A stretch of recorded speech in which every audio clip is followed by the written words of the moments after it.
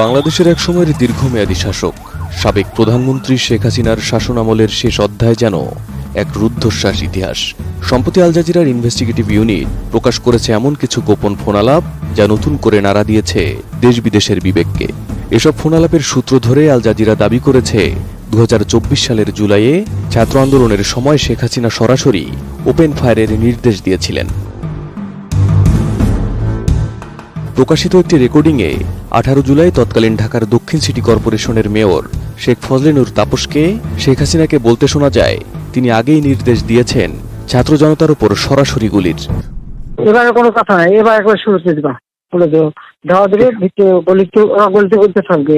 এখন শুরুতে ওই অল্প জমা থাকবে, করতে হবে। অন্য এক কল রেকর্ডিংয়ে শেখ হাসিনা বলছেন যেখানে জটলা তৈরি হচ্ছে সেখানেই এখন উপর থেকে গুলি চালানো হচ্ছে। আর যেখানে গ্যাদারিং দেখবে সেখানে ওই উপর থেকে এখন উপর থেকে পাচ্ছি অলরেডি শুরু হচ্ছে কয়েকটা জায়গায়। এখন লেখা লিখবেন ব্যবহার করবে, যেখানে পাবে সেটা গুলি করবে।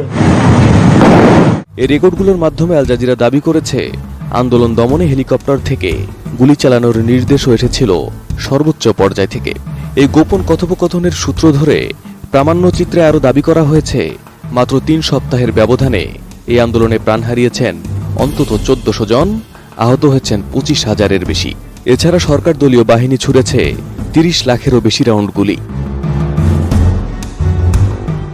আন্দোলনের প্রতীক হয়ে ওঠা আবু সাইদের মৃত্যু নিয়ে জনসাধারণের ক্ষোভ চরমে পৌঁছায়।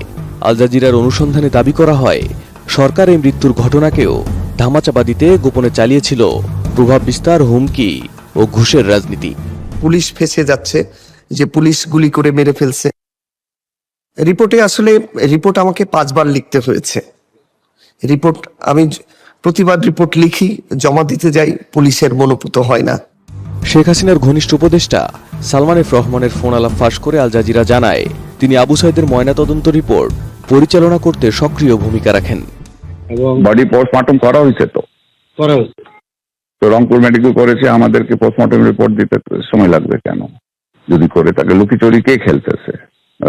রংপুর মেডিকেল। প্রামাণ্যচিত্রে আরও বলা হয় 5 বার রিপোর্ট পরিবর্তন করে গুলির চিহ্ন মুছে ফেলা হয়।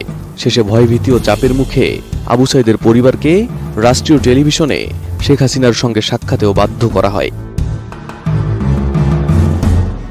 গোপন নথিপত্রের বরাত দিয়ে আল জাজিরা আরও জানিয়েছে সরকারের নির্দেশে দেশজুড়ে ইন্টারনেট সংযোগ বন্ধ করে দেওয়া হয় যেন সহিংসতার প্রকৃত চিত্র আন্তর্জাতিক গণমাধ্যম ও মানবাধিকার সংস্থাগুলোর নজরে না পড়ে। এই প্রযুক্তিগত নিপীড়ন ছিল আন্দোলন দমনের কৌশলগত অংশ। এদিকে আল জাজিরাকে পাঠানো বিবৃতিতে আওয়ামী লীগের রেকর্ডিংগুলোকে সম্পূর্ণ ভুয়া ও বানানো বলে দাবি করেছে।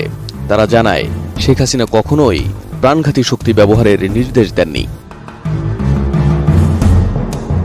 আবু সাইদের পরিবারের আতঙ্ক নিয়ে তারা দুঃখ প্রকাশ করলেও সরকারি বাহিনীর আচরণ নিয়ে শেখ হাসিনার উদ্বেগ ও তদন্তের আগ্রহ ছিল বলে উল্লেখ করা হয়।